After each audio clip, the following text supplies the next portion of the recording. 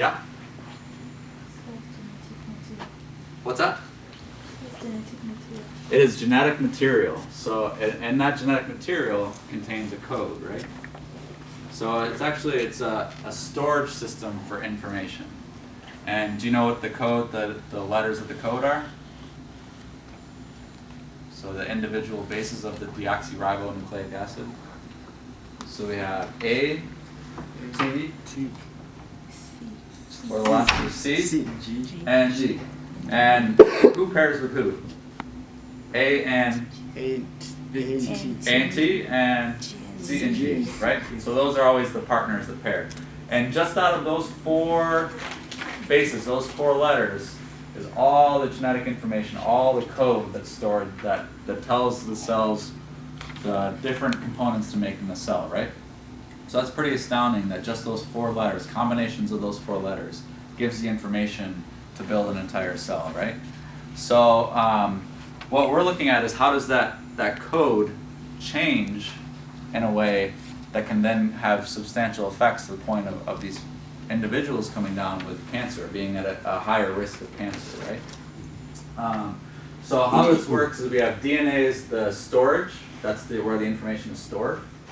And then from there, that DNA gets converted to RNA.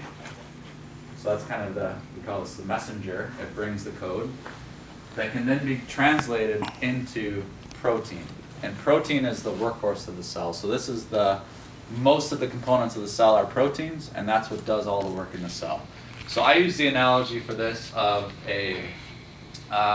engineers building a bridge.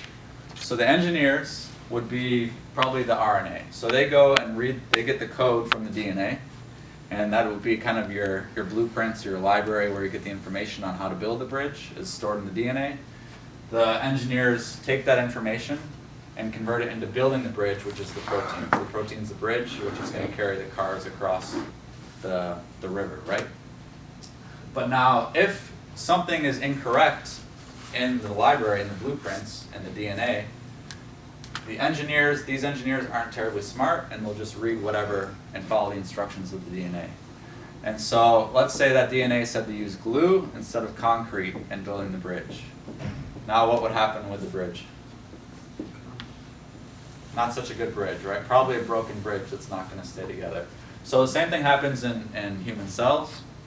If the DNA code is slightly wrong and gives the wrong information, that protein, the end product that does the work of the cell, can be broken and not work properly.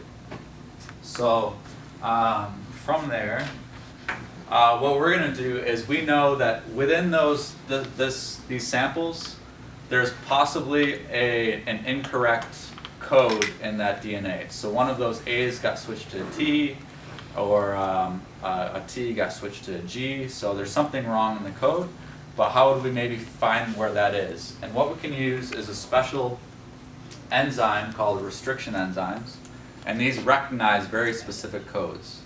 So how this works is they're like scissors for DNA, and they're going to cut if they see a specific sequence, a specific code.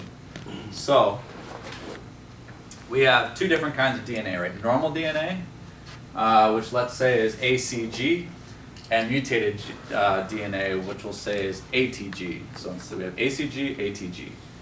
And our enzyme recognizes, so this is just showing a mutation in the DNA. Do you guys know how would mutations be, how would they occur? What would cause DNA to be mutated?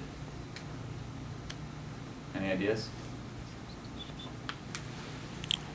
Deletion of base pairs. Yeah, so deletion can cause it, absolutely.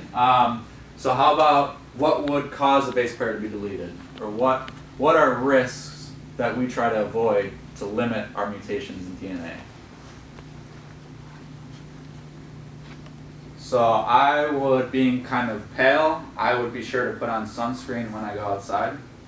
Why would I do that?